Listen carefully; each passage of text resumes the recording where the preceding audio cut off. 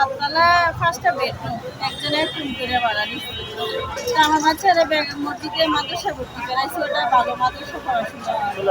পরে এই মহিলাটা 5 মাস পরে উঠছে, বিয়ে হয় না আবিয়েতি, মানে বয়স হইব 35 ভিতরে বয়সে পড়াশোনা করছে। হ্যাঁ, একটা হাসপাতাল মাতৃসাথে চাকরি করে।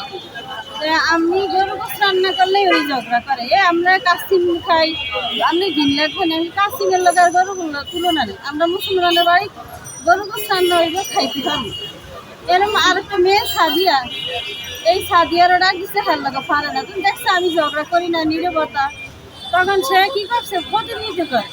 তা আমি বাড়ির দারোয়ানেরা বলছে, দারোয়ানে কয় আমরা হিন্দুরা আসবো না, যতগুলো হিন্দু আছে ভাড়া নামিয়ে দিই, আপনি চিন্তা করেন না ভাবি, আপনি থাকেন।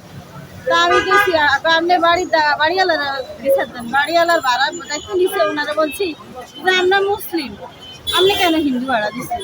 কি হয়েছে, আমি গরগোশ রান্না করে যাবো।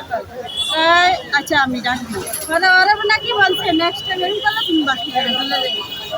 ওই কি করছে, আমি আসলে নামাজ দুটো কথা বাথরুমে দিচ্ছি, বিগত 2-3 দিন পরে সে ওই দিন আশেপাশে কেউ ছিল না ফ্ল্যাটে, সে আমাদেরকে এমনি ফলো করে। যদি জানতাম আমার ছেলেকে ঘুরিয়ে দিব, আমি আর তো ওইভাবে লাগতাম।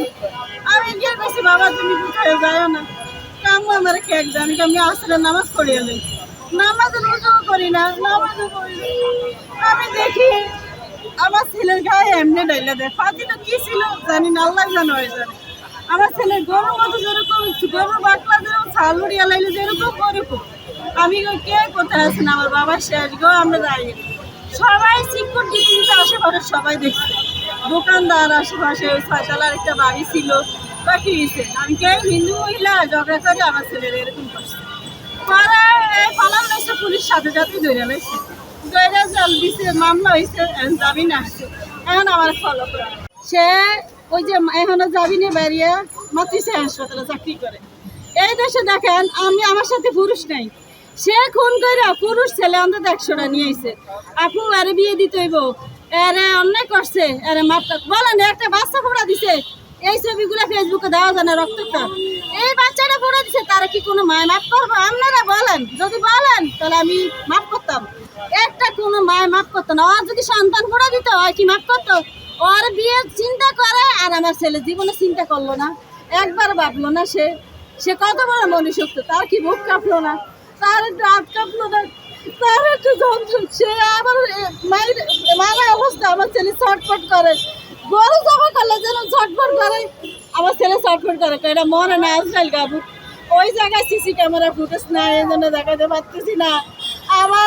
আমার কাছে অনুরোধ, আমি তো চোখে দেখছি, আমার বাচ্চাদের বলতে পারে, আমার বাচ্চা যদি মারা যাইতো তাহলে মনে করেন বলতে পারতো না। আমি যদি না দেখতাম তাহলে বেতন কে করছে। আজকে আমার ছেলে, আর আমি কোনো না কাজ করছি, আমার ছেলের এই খুনি ধরতে পারছি, আমি নিজের চোখে দেখছি। এইভাবে ফাতিলটা ডাইলা আবার সেভাবে ফাতিলটা বাজে বাজে রুমে নিছে। আমার ওই সময় কোনো পাগলের মতো আমি যে কি দেখছি আমি নিজেও বলতে পারি না। হ্যাঁ, শুধু গরু গোসলে ঝগড়াইতো, গরু গোস খাইতে পারতাম না। হ্যাঁ হিন্দু না, গরু গোসের গন্ধ হ্যাঁ গো মা, মানে মা কি খায়নি, এটি মানে বিষাক্ত, এটি মানে ভালো না। আচ্ছা আমরা খারাপ জিনিস খাই, এটা ভাই আপনি যেটা খান এটা তো আমার কোনো ইয়ে নাই, যার যেটা খায় এটা খা।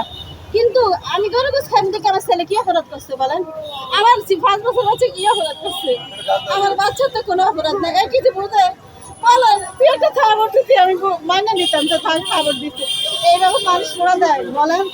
একটা বাচ্চা আমার, ওই যদি বাচ্চার মা হয়তো ওই ওই কত কি যন্ত্রণা। আমার ছেলেরা ছবিগুলো আগে দেখেন, আর আমার ছবি এই সাইড